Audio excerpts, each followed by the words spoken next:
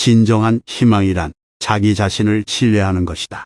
선량하고 지혜로운 사람은 불행한 상황에서도 만족을 느끼지만 욕심이 많고 어리석은 사람은 수많은 재물을 소유하더라도 결코 만족하지 못한다. 우리들의 불행은 대부분 남을 의식하는 데서 온다. 세상에서 가장 소중한 것은 건강이다. 그 다음으로 중요한 것은 마음의 평화와 정신의 안정이다. 우리들의 행복은 건강에 의해 좌우되는 것이 필연이다. 실질적으로 건강은 모든 즐거움과 기쁨의 원천이다. 고독은 뛰어난 정신을 지닌 자의 운명이다. 사교가 뛰어난 사람들은 대체로 평범한 사람이라고 평가해도 좋다. 그러나 비사교적인 사람들, 특히 남들과 잘 어울리지 못하는 외로운 영혼들은 어떤 면에서 뛰어난 능력을 가진 인물로 봐도 좋다. 남의 눈을 의식하는 순간 안정된 기분은 흐트러지고 불안이 나타난다. 수도자들이 은둔 생활에서 행복을 느끼는 이유는 남의 눈치를 보지 않고 자기 본의의 생활로 돌아갈 수 있기 때문이다.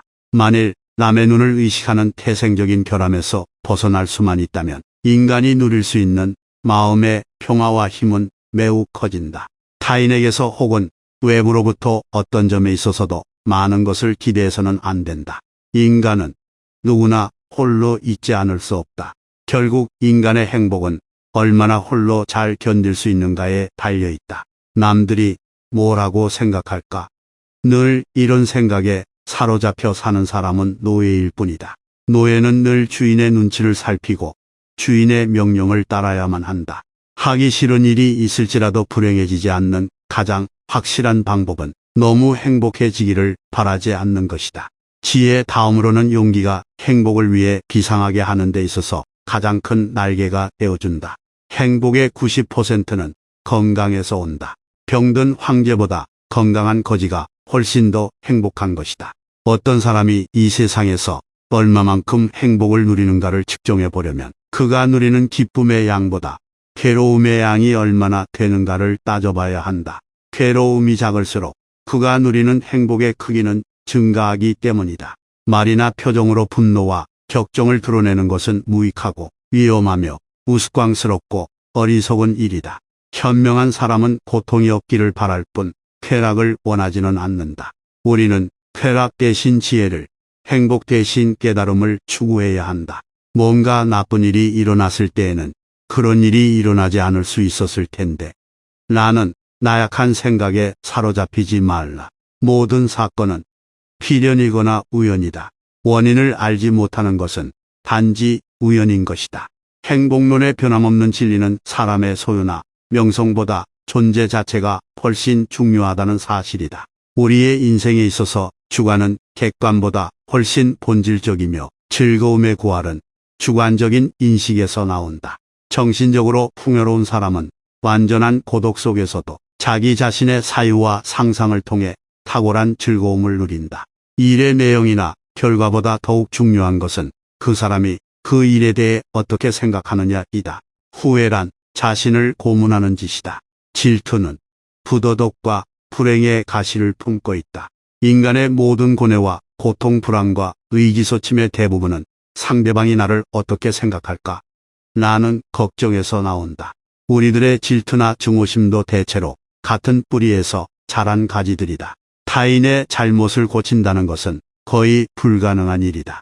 비록 천하고 가련하며 비웃음을 받아 마땅한 사람이라 할지라도 그의 인격을 무시해서는 안 된다. 오히려 모든 사람들의 인격 속에 존재하는 영원성이나 불멸성을 찾는 것이 필요하다. 아무리 나쁜 인격자를 만난다 하더라도 그래, 세상에는 저런 존재도 필요하지 라고 생각해야만 한다. 우리의 인생은 수많은 기쁨과 고통의 연속이다. 그러므로 어떤 일에 성공했다고 해서 자만할 필요가 없고 실패했다고 해서 좌절할 필요도 없는 것이다. 우리는 자신의 능력을 지혜롭게 활용함으로써 진정한 행복을 맛볼 수 있다. 자신의 능력을 정확히 파악하여 자신에게 알맞은 일을 찾는다면 행복을 느끼기는 쉬울 것이다. 세상은 시도 때도 없이 변하기 때문에 기쁨이 슬픔의 원인이 되기도 하고 슬픔이 뜻밖의 기쁨으로 변할 수도 있다. 그러므로 우리의 머리로 인간사의 귀중한 복을 미리 판단해서는 안 된다. 슬픔에 눈물을 흘려본 사람만이 기쁨에 눈물을 흘릴 수 있다. 쾌활한 성격은 행복을 배달하는 집배원이다. 쾌활함이라는 보물을 얻기 위해 노력하라. 결코 미리 불행을 상상하며 걱정하지 말라. 눈앞에 불행이 선명하게 나타나기 전에는 결코 걱정하지 않는 것. 그것이 바로 지혜로운 자의 생활이다.